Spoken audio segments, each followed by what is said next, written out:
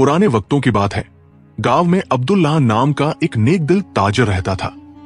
अल्लाह ने उसे खूब रिज़्क दिया था। उसका उसूल था कि गांव का कोई गरीब या मोहताज उसके दर से खाली न लौटे। आहिस्ता आहिस्ता उसकी सखावत का चर्चा दूर दूर तक फैल गया। अब न सिर्फ उसके गांव के बल्कि आसपास की बस्तियों के लोग भी उसके घर के बाहर कतारें लगाते, बस उसका इंतजार करते कि वह आए और सबकी मदद करे। लेकिन बीवी को यह सब पसंद न था। एक दिन वह बोली, अब्दुल्लाह, तुम यूं ही धन लुटाते रहे तो एक दिन हम भी उन्हीं की तरह भूखे नंगे हो जाएंगे।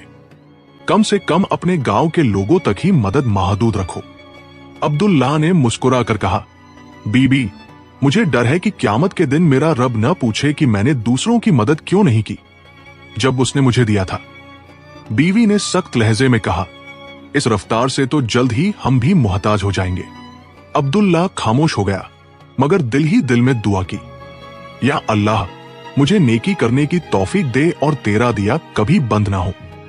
वक्त गुजरता गया। अब्दुल्लाह पहले से ज्यादा खर्च करने लगा, यहां तक कि एक दिन उसकी जेब खाली हो गई, दुकान बंद करनी पड़ी और घर में फाके होने लगे। एक दिन उसने सोचा, शायद बीवी सही कह रही थी। अगर मैं इतना न खर्च करता तो आज ये हाल न होता। लेकिन फौरन खुद को टोका, नेकी पर कभी अफसोस नहीं करना चाहिए। अगर आज मेरे पास 1 रुपया भी होता तो मैं वह भी किसी गरीब को दे देता। गुर्बत आ गई, मगर अब्दुल्लाह ने हिम्मत न हारी। उसने बकरियां चराने का काम शुरू कर दिया। बीवी दिन रात ताने देती, देख लिया, हम भी उन्हीं फकीरों जैसे हो गए जिन पर तुम तरस खाते थे।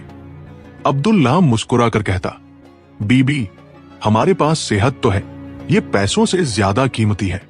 बीवी तंजिया हंस पड़ी, मुझे पैसों से गर्ज है, जाके कुछ कमा कर लाओ, वरना मैं ये घर छोड़ दूंगी। अब्दुल्लाह ने बुरा न माना। जानता था कि वह शो आराम की आदी है।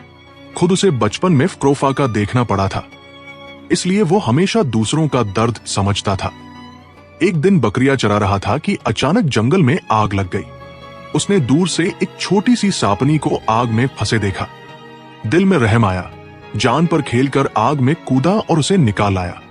हैरत की बात यह कि सांपनी ने इंसानों की तरह बात की, मैं कोई आम सांप नहीं, जिन्नात के बादशाह की बेटी हूं। तुमने मेरी जान बचाई है, इसका बदला जरूर दूंगी। यह कहकर वह अब्दुल्लाह को अपने बाप के महल ले गई। बादशाह जिन्नात ने कहा, हम तुम्हें माल नहीं दे सकते क्योंकि ये हमारे पास नहीं, मगर तुम्हें एक नायाब इल्म देते हैं।